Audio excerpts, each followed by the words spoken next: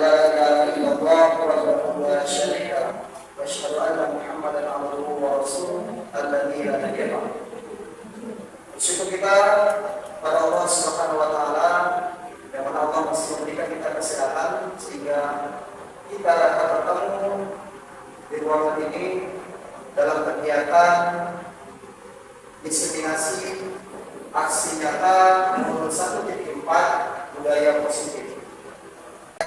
Sambutan yang akan dibawakan oleh Bapak Kepala Sekolah dan Bapak waktu dan tempat kami persilakan.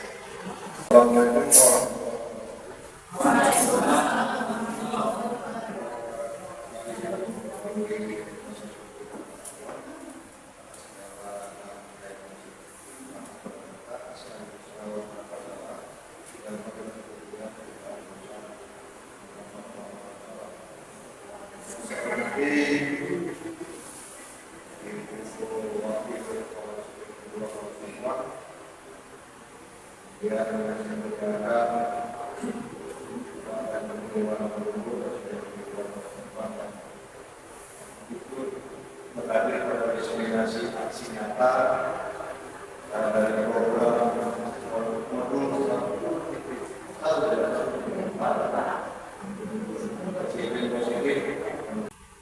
Bukri dan Bukri kita memiliki 4 orang guru penggerak, dan dengan 4 orang ini harapan besar saya SMP Negeri 2 Goa Simatang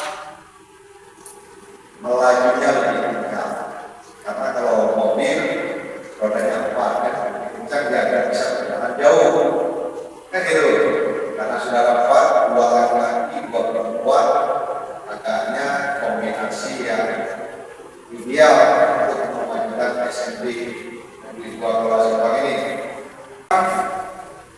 Dengan penambahan personil kita yang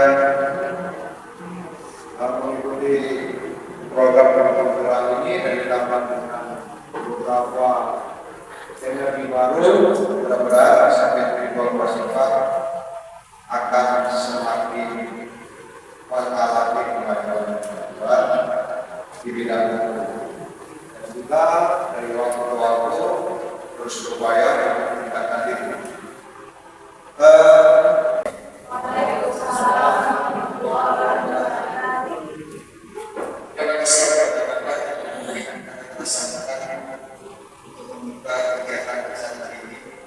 Langsung saja kegiatan berikutnya pemaparan materi modul aksi nyata 1.4 budaya positif. Saya guru penggerak angkatan 11 kepada Bu Agustina SPT Universitas.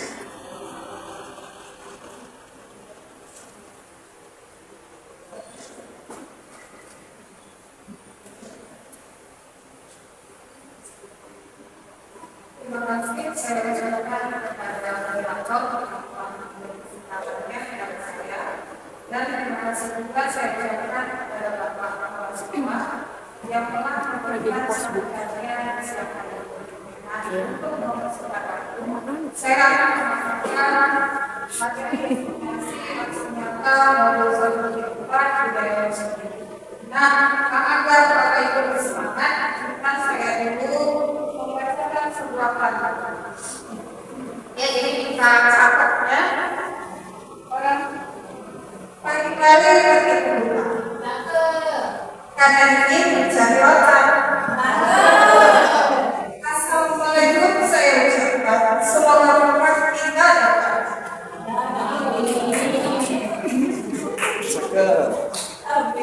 Disiplin positif ini latar-latarnya adalah belum-belumnya menggunakan bahasa sekolah, terutama tentang penerapan dari budaya positif.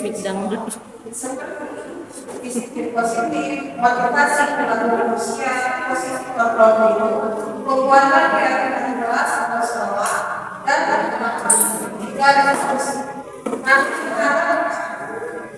jika seluruh konsep ini tersebut dipahami oleh seluruh warga sekolah, maka akan membangun budaya positif yang baik di lingkungan belakang saya untuk mendesiminasi disiplin positif hari ini. Kemudian tujuannya adalah meningkatkan pemahaman pengetahuan tentang budaya positif. Yang kedua, terbentuknya motivasi prinsip pada murid dengan pembuatan kegiatan kelas atau sekolah. Nah, ini tujuan yang menjadi harapan kita bersama setelah kita mendapatkan pemahaman materi budaya positif. Kemudian konsep-konsep inti apa saja yang telah kami pelajari pada modul budaya positif. Nah, ada beberapa konsep ya Bapak Ibu. Yang pertama, perubahan paradigma belajar. Kemudian kedua, disiplin positif dan nilai berdasarkan universal. Kemudian yang ketiga, motivasi perilaku manusia. Yang keempat, keyakinan kelas. Kemudian yang kelima, kebutuhan dasar manusia. Kemudian yang keenam, posisi kontrol dan kendala segitiga revolusi. Namun Bapak Ibu, untuk saat ini ya, karena dengan durasi waktu yang disingkat kami berikan, nah hanya 3 saja yang saya katakan. Yang pertama tentang kebutuhan dasar manusia. Kemudian yang kedua, posisi kontrol mutu.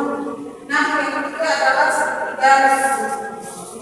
Nah ini ya, bukan hanya berapa ibu saja yang merasa apa sih arti dari ketiga tadi. Nah, setelah saya mempelajari modul pada disiplin positif ini, barulah pemahaman saya terbuka. Kebutuhan dasar manusia. Ya, kenapa ini saya angkat begitu penting? Karena apa? Semua kejadian atau semua perilaku murid kita yang ada di sekolah pasti tidak terlepas dari kebutuhan dasarnya sebagai manusia. Nah, kebutuhan dasar manusia diartikan adalah segala sesuatu yang kita lakukan untuk mendapatkan apa yang kita inginkan. Seluruh tindakan yang kita lakukan memiliki tujuan tertentu, dan semua usaha terbaik yang kita lakukan adalah dalam rangka mewujudkan kebutuhan dasar kita terpenuhi. Ya, ini arti kebutuhan dasar manusia. Kemudian, kenapa saya hubungkan dengan perilaku pada manusia? Ya, nanti akan saya paparkan perilaku. Nah, apa-apa saja kebutuhan dasar manusia. Yang pertama adalah bertahan hidup. Yang kedua, kasih sayang dan rasa terima. Kemudian yang ketiga, penguasaan. Yang keempat, kebebasan. Yang kelima, kesenangan. Nah, inilah kebutuhan dasar yang wajib kita terima atau yang wajib ada di diri kita. Ya, nah bukan hanya orang dewasa saja kebutuhan dasar ini harus terpenuhi. Begitu juga dengan anak-anak terutama murid kita di sekolah. Ya, nah misalnya apa? Yang pertama kebutuhan hidup. Nah ini bisa mencakup dengan makanan, kemudian sandang, kemudian rumah, tempat tinggal, ya, kemudian bisa juga hal-hal yang memang pokok bagi kita. Nah, bukan hanya kita orang dewasa saja yang membutuhkan ini, tapi juga murid kita butuh. Ya, kemudian contoh yang kedua adalah kasih sayang dan rasa terima. Nah, anak-anak kita juga harus menerima kasih sayang. Ya, kemudian merasa dirinya diterima, dihargai. Nah, apabila Bapak Ibu semua, ya, kebutuhan dasar manusia ini yang 5 poin ini tidak terpenuhi, disitulah terjadi pelanggaran. Ya, terjadi pelanggaran atau penolakan atau benturan. Misal saja, ya, anak kita di sekolah dengan kondisi di rumah merasa tidak dihargai atau kurang kasih sayang. Nah, inilah yang kita hadapi di sekolah. Ya, bisa saja di sekolah dia jadi pemarah, jadi emosional,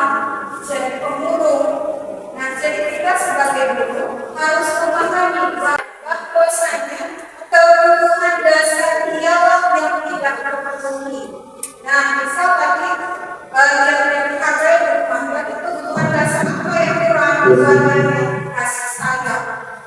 Nah, kemudian bisa juga dengan bisa juga ya dengan kita lihat kejadian kasus di sekolah, ada anak yang terlalu preman ya atau temperamental.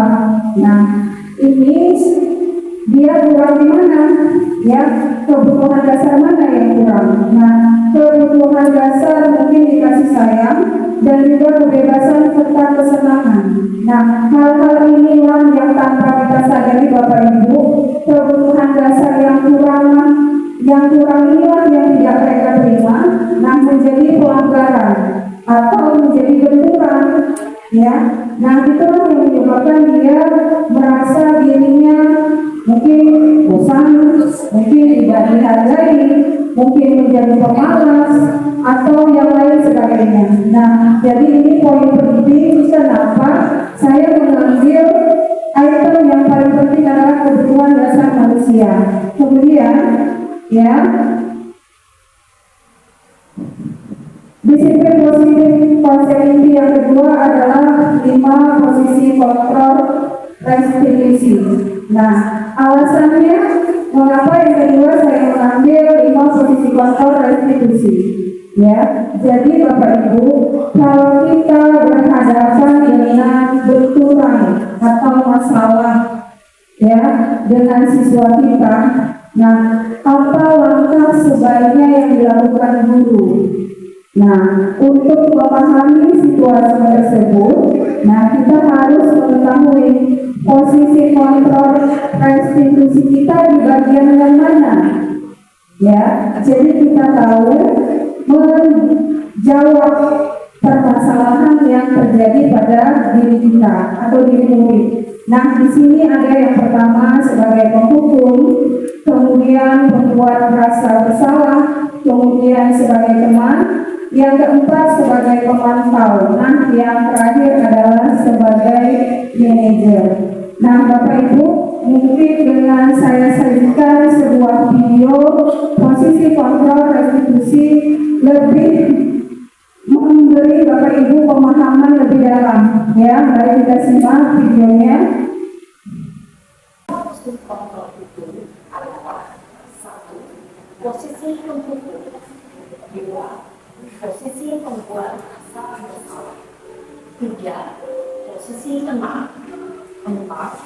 Posisi pemantau atau monitor, dan 5. Posisi manajer.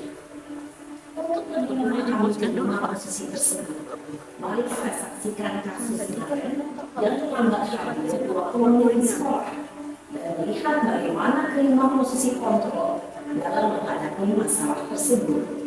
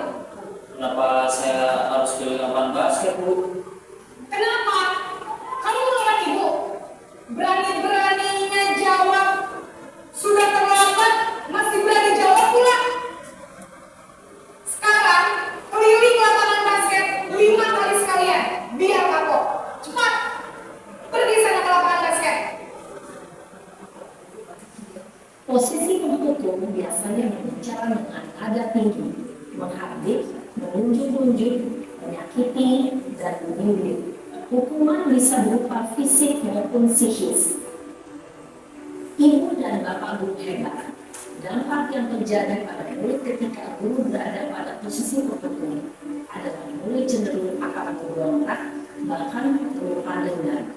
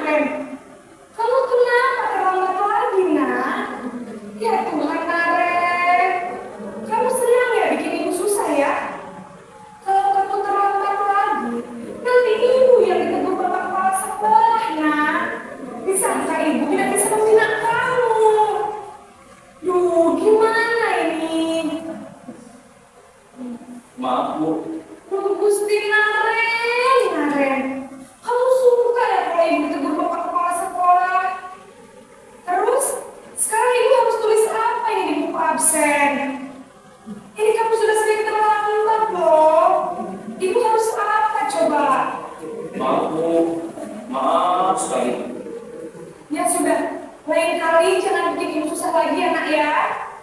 Ibu tidak akan kuat lagi kalau kamu begini terus. Bisa jantungan kalau ibu tegur bapak kepala sekolah. Sekarang cepat kelas. Maaf ya Bu, maaf sekali. Posisi membuat rasa bersalah, berbicara dengan nada tenang, cenderung lembut, namun kata-kata yang diutarakan membuat murid merasa menjadi orang yang gagal. Memandang buruk dirinya sendiri, merasa tidak berharga, dan tidak sanggup membahagiakan orang lain. Ketika guru mengambil posisi membuat rasa bersalah, murid akan menganggap dirinya yang bersalah, dan ia akan menyimpan emosi negatif tersebut di dalam dirinya.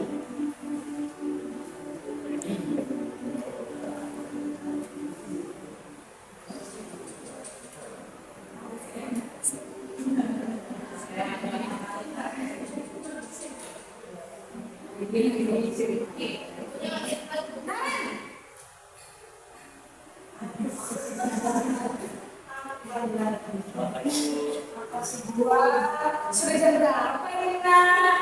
Terlambat lagi ya sayang.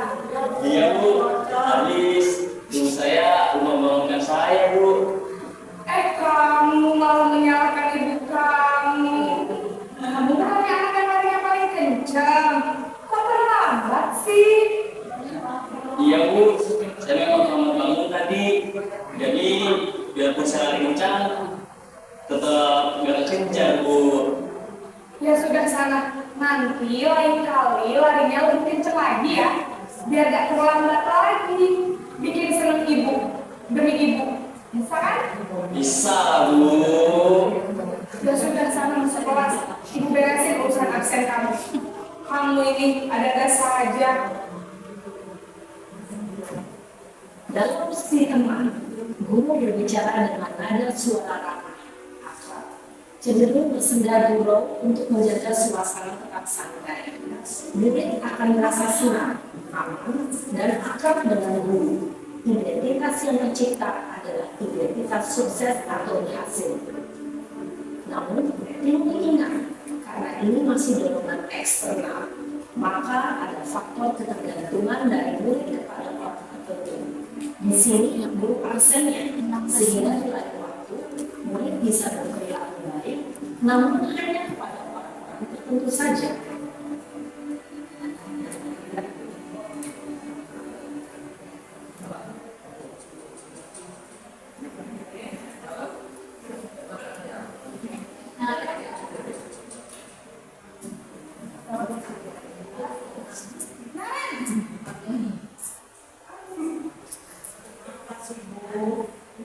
Tadi Bu, Naren, apa peraturan sekolah kita tentang jam berapa kita harus masuk sekolah, nak?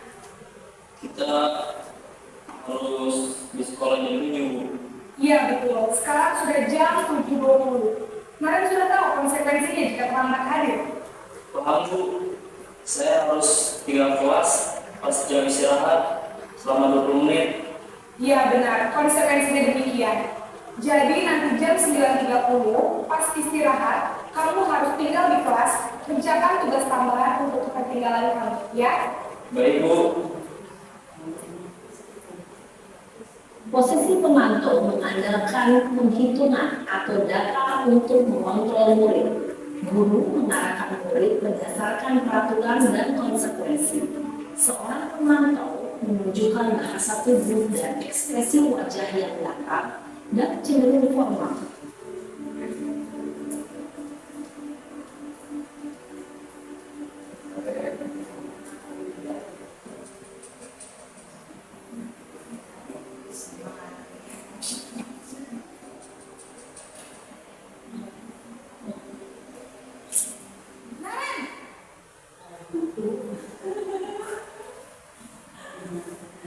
Tadi Bu, Selamat pagi, Naren. maaf Bu, saya terlambat. Iya, sekolah masuknya jam 7, sekarang sudah jam 7.20. Jadi sekarang bagaimana ini, Naren? Maaf Bu, saya lupa setelah saya semalam. Baiklah, menurut kamu, keyakinan sekolah yang mana yang perlu kamu tingkatkan? Menghargai diri sendiri dan Setuju. Jadi, apakah kalian meyakini prinsip saling menghormati tersebut? Iya Bu, saya meyakininya. Apakah kalian bersedia memperbaiki masalah keterlambatan ini? Bersedia Bu. Bagaimana kamu akan perbaiki masalah keterlambatan ini? Saya akan coba untuk tidak lupa menyetel alat saya. Baik, kalau kalian lupa menyetel alat bagaimana? Ada orang yang kira-kira bisa bantu mengingatkan tidak?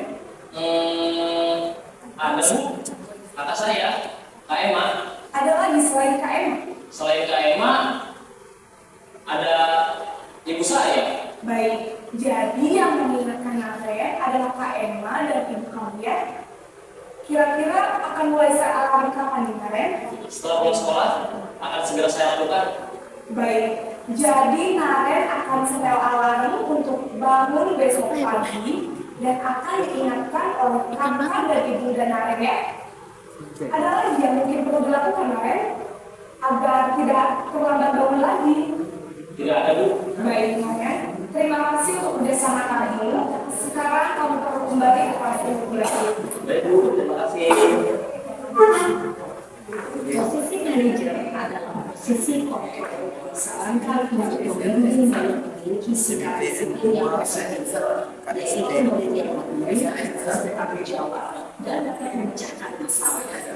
Tujuan dari posisi ini adalah agar murid dapat berefleksi atas tindakannya. Guru akan terus memberikan pertanyaan-pertanyaan moral sehingga murid dapat belajar dari kesalahannya dan mencari sebuah solusi untuk menyelesaikannya. Ibu dan Bapak Guru hebat, setelah mengamati adegan ke-59, kira-kira posisi mana yang paling ideal? Posisi mana yang dapat menunjang motivasi intensif murid? Ya, posisi ini memang posisi ideal yang ingin dituju setiap murid. Pada posisi inilah, guru dapat menerapkan disiplin positif dan pihak pada murid yang memerdekakan murid. Perjalanan seorang pendiri tentunya tidak mudah untuk sampai pada posisi seorang manajer. Namun, tujuan kita pasti, yaitu menciptakan murid yang mandiri, merdeka, dan bertanggung jawab. Semoga penggambaran 5 posisi kontrol yang telah diperlihatkan ini dapat menjadi ajang refleksi bagi kita semua, agar dapat terus mengasah dan menerapkan disiplin positif yang memerdekakan murid. Mari terus berlatih dan bersemangat. Selamat menerapkan. Salam dan bahagia, Ibu dan Bapak Guru hebat.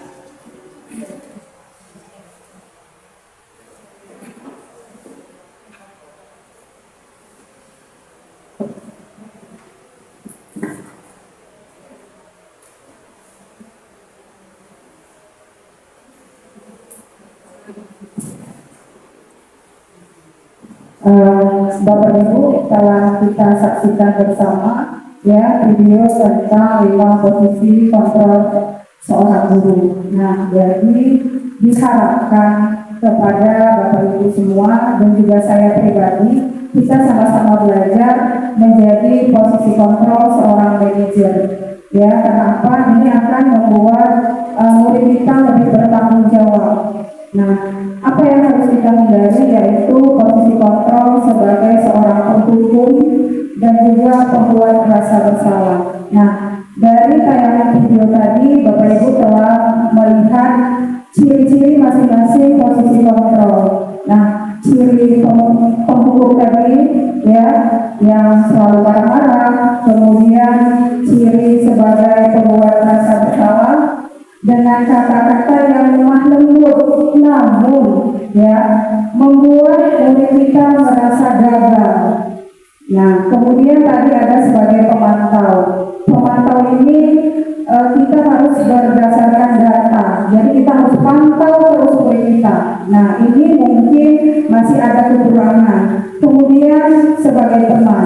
Nah, sebagai teman, nah itu tadi melihat ciri posisi kontrol sebagai teman bagaimana dengan murid kita, ya. Nah, namun ternyata Bapak Ibu sebagai teman pun belum hal yang terbaik. Karena apa? Karena ada ketergantungan pada murid kita. kemudian tidak ada motivasi intrinsik dalam dirinya.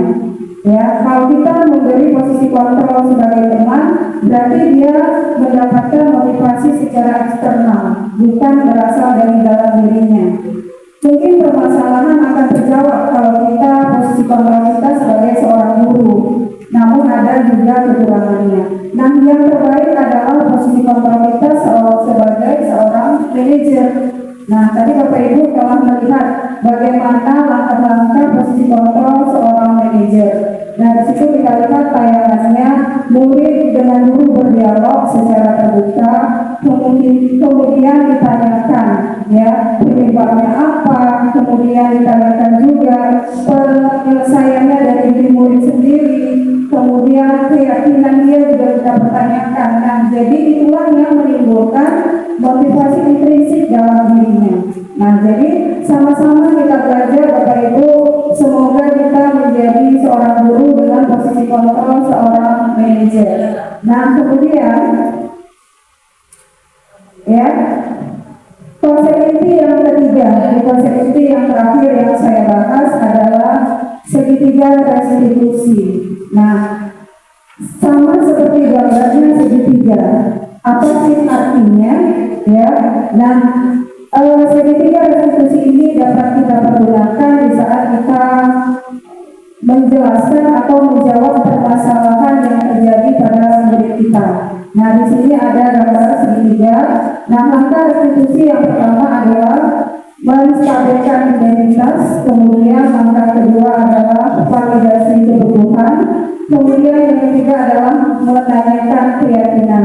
Nah, agar Bapak Ibu lebih mengerti lagi pemaparan materi ini, akan saya tayangkan juga sebuah video, jadi jelas di mana perbedaan makna dari segitiga restitusi.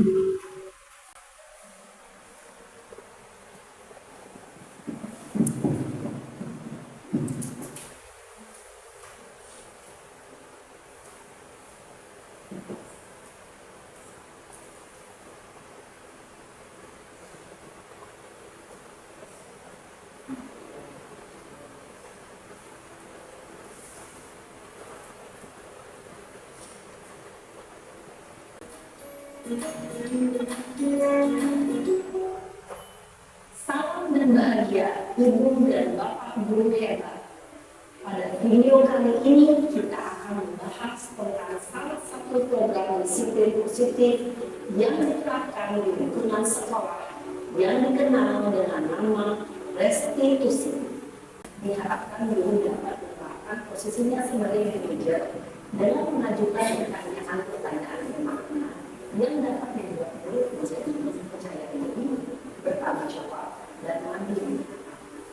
Nah, Ibu Bapak Guru perlu tidak hanya mengikuti ketiga tahapan dalam segitiga restitusi bergantung pada ringan beratnya suatu permasalahan. Misalnya, bila permasalahan tersebut ringan, maka tidak perlu dijalankan secara berturut-turut. Bahkan bisa semudah menanyakan apa keyakinan yang kita sepakati. Dengan menjalankan segitiga restitusi, dengan mengajukan pertanyaan-pertanyaan bermakna, diharapkan murid menjadi lebih kuat secara pribadi, dapat mengetahui masalah murid agar dapat menyelesaikan permasalahannya sendiri, semakin percaya diri, mandiri, dan berdaya. Salam dan bahagia, Ibu Bapak Guru hebat. Demikian Bapak Ibu pemaparan tentang segitiga restitusi. Nah, jadi untuk hari ini ya saya kembalikan lagi seperti di awal bahwa yang saya jabarkan hanya kebutuhan dasar manusia, kemudian posisi kontrol, dan yang terakhir adalah segitiga restitusi. Karena saya beranggapan bahwa ada hubungannya antara ketiganya. Bagaimana suatu permasalahan itu terjadi? Karena didasari dengan kebutuhan dasar anak murid kita yang tidak terpenuhi, kemudian cara penyelesaiannya oleh seorang guru, kita harus menggunakan posisi kontrol sebagai seorang manajer. Kemudian yang terakhir, apabila masalah yang dihadapi murid kita terlalu rumit, nah maka bisa kita menerapkan segitiga restitusi. Nah, kemudian saya berikan waktu kepada Bapak Ibu semuanya untuk memberikan pertanyaan. Saya persilakan bagi Bapak Ibu yang masih ingin bertanya, mungkin materi yang dipaparkan masih belum jelas, ya, jadi saya persilakan bagi Bapak Ibu yang ingin menanyakan. Baik, assalamualaikum warahmatullahi wabarakatuh. Untuk dulu dari konsep utama modul budaya positif, di situ ada 7 poin yang saya ingin tanyakan. Apa yang menyebabkan Bu Duri memilih 3 poin utama yang akan diubah? Itu ya. Apa tujuannya? Yang kenapa pasti ada alasan kenapa Ibu mengambil poin itu. Itu yang ingin saya tanyakan. Terima kasih. Terima kasih kepada Bu Karyani atas pertanyaannya. Latar belakang apa saja yang menjadi dasar saya memilih 3 budaya positif, yaitu yang di bawah kebetulan bahasa manusia, posisi kontrol, kemudian segitiga restitusi. Nah, sama seperti Bapak Ibu semuanya, karena kita sebagai seorang aktor yang terlibat di sekolah, yaitu sebagai guru, ya. Jadi kita melihat situasi sekolah kita yang memang dihadapi setiap hari, setidaknya masalah pelanggaran. Nah, pelanggaran ini macam bentuknya di sekolah kita. Nah, jadi apa yang menyebabkan terjadi pelanggaran pada murid kita? Kemudian bagaimana solusinya? Nah, inilah yang menjadi latar belakang saya. Mengapa 3 materi ini menjadi hal yang penting saya paparkan. Nah, kepada Bapak Ibu. Ya, jadi di awal telah saya jelaskan mengapa siswa kita melakukan pelanggaran. Nah, ternyata pasti ada tujuannya dia melakukan pelanggaran. Nah, di situ kita harus memahami ya pelanggarannya yang bagaimana. Kemudian kebutuhan dasar apa yang dia tidak dapat dari keluarganya. Ya kan, misal kalau di dalam kelas ada murid yang malas, kemudian ada yang emosional, nah kita harus paham pasti ada kebutuhan dasar dia di rumah yang kurang, yang tidak dia dapatkan. Nah, kemudian setelah kita mengetahui tadi kebutuhan dasar manusia itu ada kebutuhan hidup, kemudian ada cinta dan kasih sayang, ada penguasaan, kemudian ada kebebasan, ada kesenangan. Nah, dari 5 kebutuhan dasar itu bagian mana yang masih kurang sama murid kita? Itulah yang menyebabkan dia melakukan pelanggaran atau berkurang mungkin saat dia berkolaborasi dengan temannya. Nah, jadi kalau kita mengetahui kebutuhan dasarnya, maka kita dapat melakukan istilahnya penyelesaian. Nah, penyelesaiannya bagaimana? Nah, menjadi seorang manajer. Posisi kontrak kita seorang manajer, ya kan? Nah, jadi kenapa poin kedua saya mengambil posisi kontrol. Kemudian yang ketiga, ya, mengapa saya ambil segitiga restitusi? Nah, permasalahan yang kita hadapi di dalam kelas Bapak Ibu, mungkin ada hal yang pelanggaran yang ringan, ada juga yang rumit, ya. Nah, kita bisa menyelesaikannya dengan langkah segitiga restitusi. Ya, tadi adalah menstabilkan identitas, kemudian validasi tindakan yang salah, kemudian menanyakan keyakinan. Nah, jadi tidak ujung-ujung kita sebagai guru langsung menyalahkan, ya, langsung memberikan tindakan, langsung memberikan oh harus begini loh nak, tidak, tetapi dengan langkah segitiga restitusi. Ya, tadi sudah dilihat di video poin-poin pertanyaannya seperti apa di posisi menstabilkan identitas, pertanyaannya seperti apa, validasi tindakan yang salah, kemudian pertanyaannya yang bagaimana menanyakan keyakinan. Nah, itu dia. Alhamdulillah Bapak Ibu, kemarin saya sudah mempraktekkannya kepada beberapa siswa. Nah, ternyata dengan segitiga restitusi ini menjawab ya permasalahan yang memang terjadi pada siswa kita. Nah, jadi itu kali ini mengapa 3 hal ini yang saya paparkan kali ini. Terima kasih. Ya, kemudian ada lagi yang ingin dipertanyakan kepada Bapak Ibu, saya persilakan.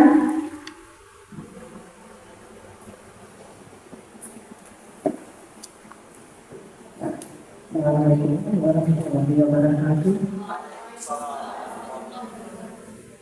Sedikit kita lihat kembali kebutuhan dasar manusia itu ada 5. Ya. Bagian nomor 3 itu ada penguasaan.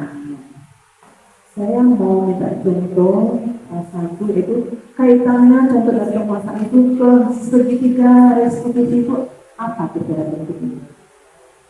Terima kasih kepada Bu Yusmarnis atas pertanyaannya. Nah, kebutuhan dasar manusia yang dipertanyakan adalah tentang penguasaan. Nah, di sini, dia menguasai sesuatu karena faktor intrinsik, ya itu tidak masalah.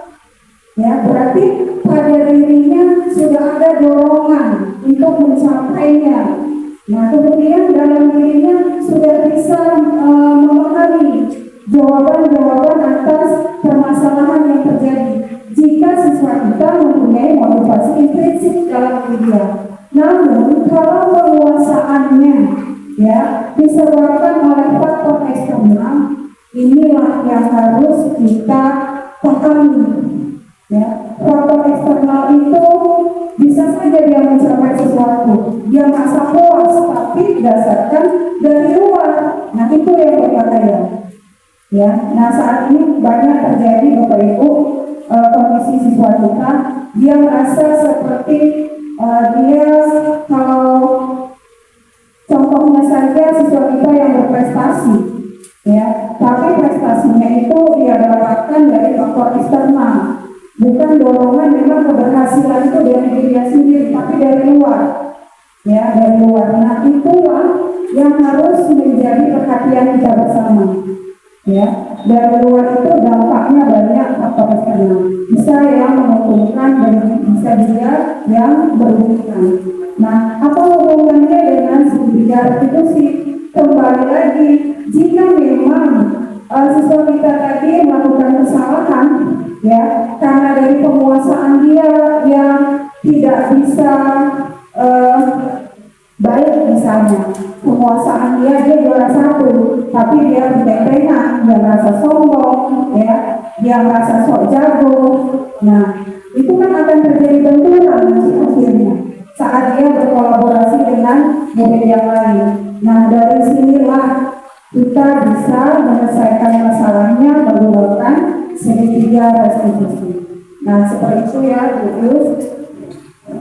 Tapi berarti penguasaan itu sesuatu yang tidak ada dalam diri siswa yang baik dan dapat dukungan juga baik di dalam restitusi tadi, sehingga ada satu pertanggung jawab tadi. Tidak.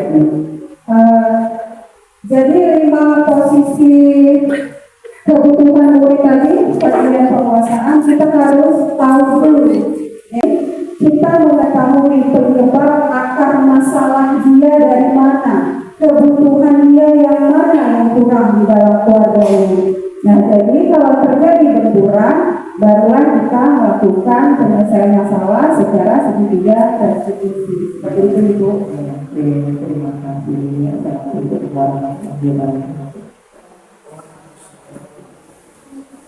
kepada Bapak Ibu yang telah bersedia mendengarkan pemaparan saya siang hari ini. Nah, seperti di awal saya memberikan pantun, maka di akhir juga saya memberikan pantun.